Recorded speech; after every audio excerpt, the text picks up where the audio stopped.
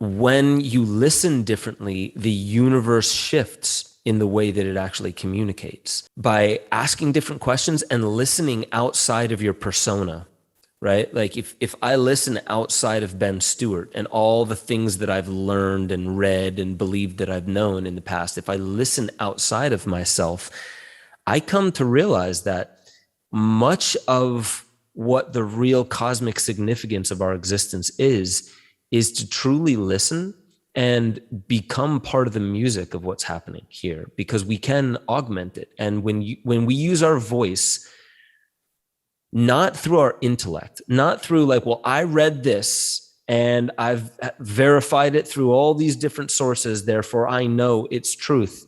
That's usually when we are farthest away from it, when we are centered in our intellect.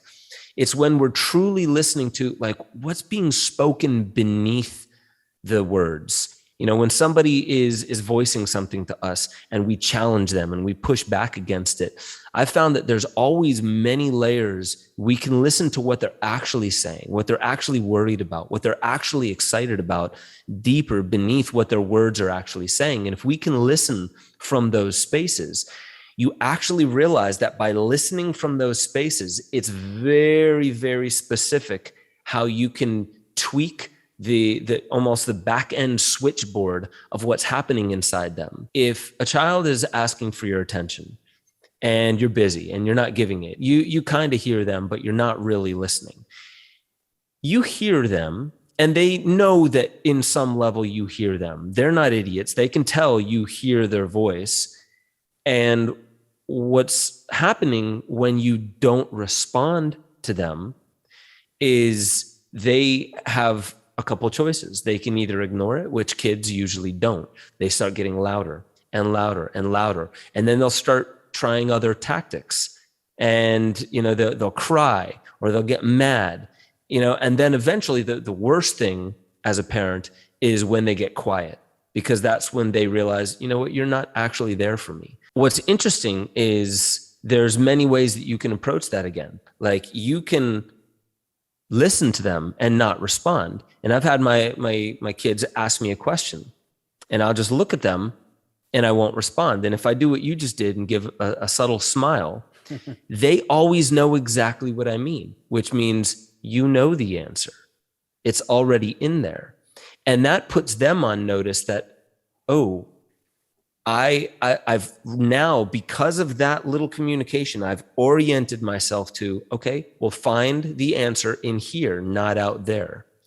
You can do that with everybody. You can do that with animals, just not in the same exact way. By playing with this, you realize that this is actually far closer to theater. We are actually creating this. And when you remind people of their own power, not try and disempower them, what you're actually doing is the same for you. This is why I would say the biggest problem, which I understand, and I've actually used this tactic in the past, but finding the specific people to blame and then projecting hatred at them.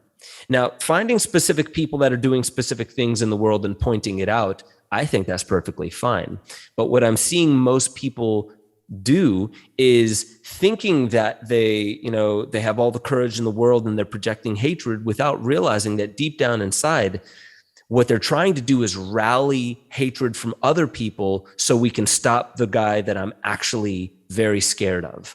So it's a way of cloaking from ourselves, not even the rest of the world, cloaking from ourselves that we're actually in fear of that which we think we're directing aggression at. And we're keeping ourselves from being able to identify that now we are incubating fear inside of our body politic. So the actual way to resolve all these, what we call our external dilemmas, is by facing them within. It is the only way, actually. And the only real efficacious way to do it is by not going limp. When I say surrender, it's not going limp to it. In the same way that like surfing isn't going limp, but the surfer isn't commanding the wave, right? The surfer is at the whim of the wave, but they're not completely limp. So there's a surrender, but there's a certain amount of skill, you are accepting of the Bill Gates, the Bezos, the Musks, the billionaire class. You're accepting that that is the reality that you are witnessing, and you are now invoking, you're evoking, I should say, by asking the proper question, who am I now in the face of this? And when you ask that, you are humbling yourself, saying, I don't know who I am. Who am I now in the face of this? That is a form of surrender that is surfing this intense wave that we're all on, that allows us to actually ask and invite forth the answer. What do I do about Bill Gates? What do I do about all of this out there? And most people will probably come to the realization that stop reading about those people, because your work is in your family. Are you growing food? Are you doing anything in your community? Or are you just clickety clacking on your keyboard, hoping that your, memes and whatever actually stops what's happening out there by people who are building, actually literally building the war machine? We do have the power, but usually we think that engaging with our power is through aggression and force, and it's not. That's the quickest way to disempower ourselves, because we don't realize that what that's doing is incubating our hidden fear. To let go of that fear and leverage the energy of that fear is by saying, I don't even know who I am. I'm going to humble myself that much.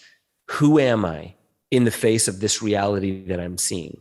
And what anybody who does this enough will come to realize is that when you ask that question, reality actually orients itself in a way where you realize you do have your hands on the back end switchboard, that we are actually co-creating this reality, and there's a surrender that is required, not a force.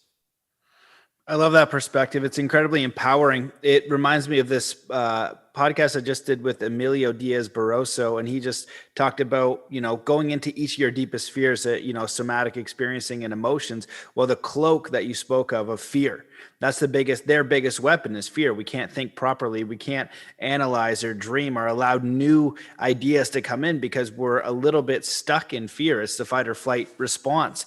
And to become a master, to be as adaptable as you can, to do what you can to find solutions and open your mind up, you have to be free from fear. So the challenge is accepting it, right? And it's the same thing with the, samurai warrior or something like that. They have to accept the possibility that they might get cut down. With that acceptance, they can then move forth with their solutions and their training in a whole new perspective.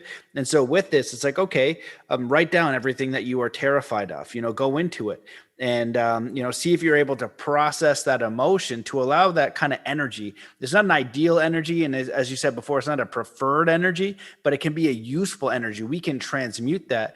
And when they talk about alchemy, it's not just lead to gold. It's the emotional alchemy, the energy, the information that comes from that feeling that gets distributed to the body through your action, and then maybe gets put out to the quantum field or however the heck that works. The ideal thing is that you're going to grow in some sort of way. You never move forward by ignoring those fears or ignoring those things that you're trying to mask, right? So rather than being afraid, you're suggesting being angry, which a lot of people do. So how can you be in the most empowered state of mind while accepting this reality? And that's maybe one of the most powerful questions that I've heard. Who am I now in the face of this new reality? Who am I now in the face of this new understanding?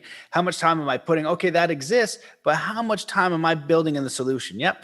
Give it, if you look at your day, right, 20 minutes at the horse crap that's never ending, get a couple of those details, and then the rest of your day focused on solutions, the person that you want to become, taking care of your health, being a good quality community member, doing work that inspires you or lifts you up, being a good member of the work that you're doing right now, your spiritual practice, getting a good connection with the creator and whatever that is for you. All of those things are much more empowering than in which way can this world be ending. And I'm a little bit guilty of that with the work that I put out, because I always try to have this balance where I think if we ignore the predator and the people who intend us harm, we're not seeing reality as it is, but then focusing on the solution, the middle way.